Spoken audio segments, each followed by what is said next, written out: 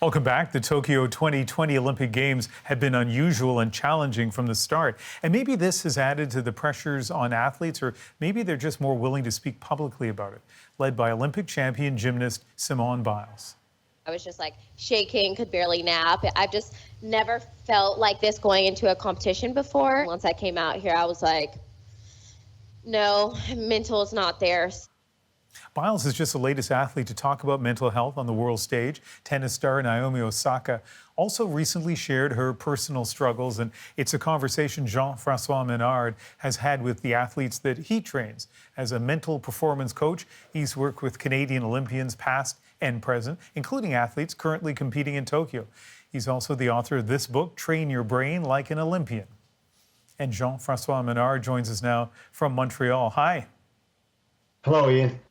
Let's start with Simone Biles. How significant is it for someone at her level to come out and say what she did in Tokyo?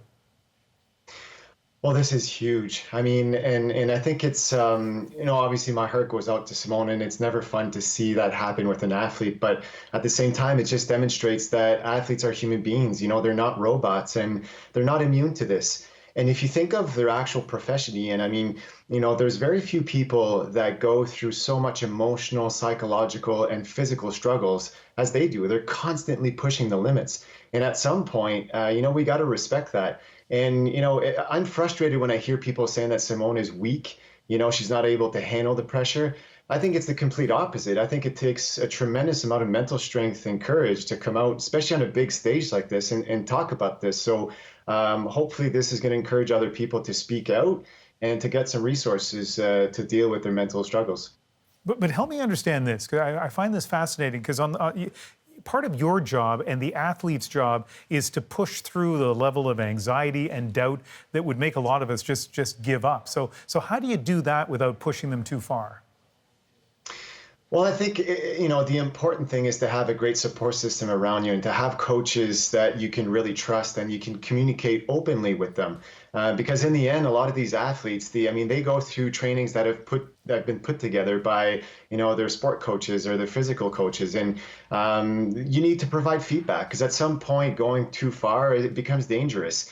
And speaking out about it, being very transparent, I think is the best way to avoid this. And in the end, it allows you to be healthy and also have fun in your sport, because that's why we do this.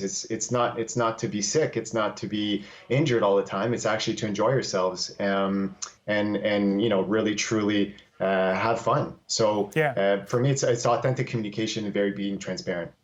Let's talk about these Olympics. And as I mentioned, you have some athletes you're working with who are in Tokyo right now. What impact has the pandemic had? In terms of training, in terms of delaying the Olympics by a year, how has that affected the athletes?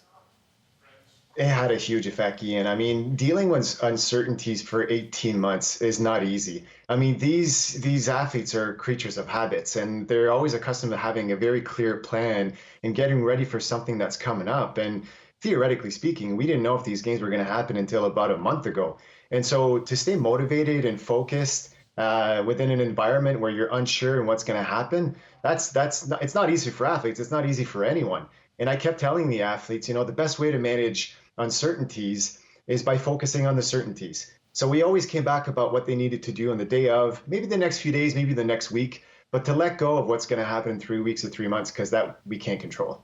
For someone who's watching, whether they are an elite athlete or they are a student, dealing with an anxiety-filled time at school, what do you hope the lesson is for them from Simone Biles?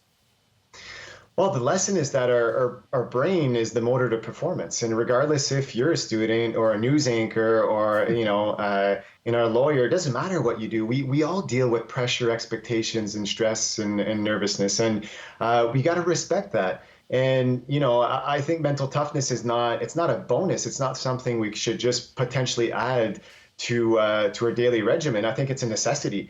And in the end, you can't really tap into your full potential if you can't self-manage yourself.